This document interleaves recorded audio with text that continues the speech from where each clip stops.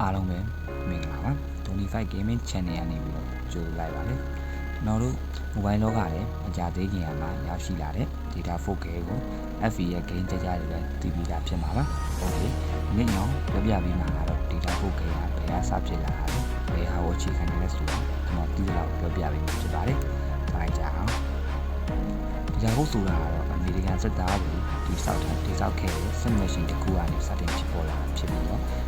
အခြေခံထားတာကတော့ဒီအကြောင်းအရာပါ1990ပြည့်နှစ်တွေမှာအမေရိကန်အတွက်စပူထရာ